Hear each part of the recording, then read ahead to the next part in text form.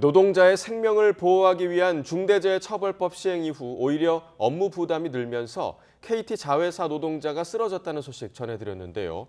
중대재해법 시행에 맞춰 KT 자회사가 다양한 안전대책을 내놨습니다. 하지만 잠옷바람으로 암행 감찰을 벌이는 등 정작 현장 안전에는 도움이 크게 안 되고 인력 충원 없는 노동 강도 강화로 노노 갈등까지 유발한다는 지적이 나옵니다. 이준엽 기자가 취재했습니다. 사다리를 한 칸 한 칸 올라간 뒤 못을 밟고 전신줄을 계속 타고 올라갑니다. 지역에 따라 작업량의 절반 이상 차지하기도 하는 전신주 등주 작업입니다. 다른 통신사에는 거의 사라진 작업이라 KT가 산재 사고율 압도적 1위를 차지한 원인이기도 합니다. KT 서비스는 중대재해처벌법 시행 이후에도 2인 1조 작업 수칙을 의무화하지 못하고 있다는데요. 이런 기울어진 전신주조차 급하면 혼자 올라가 작업해야 한다고 합니다. 사측은 중대재해처벌법 시행 초기에는 사다리 작업이나 전봇대 등주 작업은 무조건 2인 1조로 하도록 매일 아침 구도로 당부했습니다. 그러나 인력 충원은 없는데 작업 때마다 동료를 불러 2인 1조를 하라고 하니 업무 정체와 민원이 심해져 노동자 판단에 따르도록 한 달여 만에 한 발 물러섰습니다. 업무량 자체가 워낙 많다 보니까 누구를 불러서 하려고 해도 여기도 바쁘고 딴 데도 바쁘고 이런 경우들이 대부분이죠. 적정, 업무량. 그게 지금 가장 크다고 생각을 해요. 항상 일에 쫓겨서 일을 하니까 사람들이. KT 서비스가 중대재해처벌법 대응을 위해 내놓았다는 안전대책을 점검해봤습니다. 작업 전 위험성을 평가해 자가점검을 입력하지 않으면 일하지 못하도록 하는 시스템이 구축돼 있습니다. 작업 기피권을 활용해 반드시 위험작업 2인 1조로 하도록 한다는 사측의 근거이기도 합니다. 실제 현장에선 어떻게 받아들일까?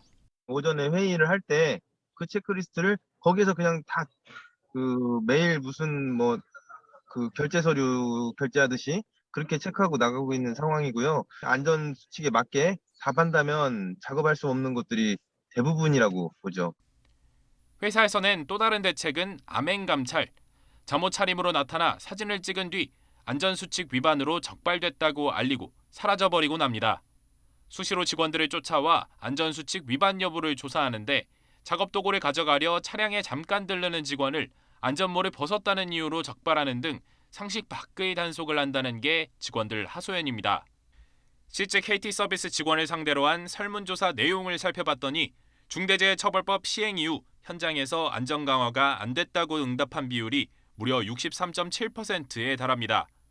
응답자 10명 가운데 9명 이상이 안전 확보를 위해서 열악한 작업 환경 개선과 적당한 작업량이 필요하다고 대답했습니다. 야간 주말 대기를 두고 팀원들끼리 노노 갈등이 날 정도라며 과한 업무량을 줄일 필요가 있고 잦은 고장으로 등주 작업을 유발하는 장비들 혹은 휘어있는 전신주처럼 위험한 시설을 개선해달라는 겁니다. 모든 안전의 기본은 여유라고 봐요. 본인이 납득할 수 있을 만한 수준의 업무량일 때 그런 지침들을 지켜가면서 안전하게 일을 할 수 있다고 보는데 KT 서비스는 외부 위험 작업 2인 1조 원칙을 포기한 적 없다고 해명했습니다. 계속해서 인력을 충원하고 낡은 시설을 개선하는 등 안전을 최우선으로 노력하고 있다고 밝혔습니다. 이런 노력으로 올해 5월 말까지 산재 사고가 일어나지 않았다며 현장 노동자들이 제기하는 문제는 일부 사각지대라는 게 사측의 주장입니다. 중대재해처벌법 시행 100일이 넘었지만 KT 서비스 노동자들은 여전한 사각지대로 출근하고 있습니다. KT 서비스는 우리 현장은 다치면서까지 해야 할 중요한 일은 없습니다라는 안전표어를 내걸고 있습니다. YTN 이준엽입니다.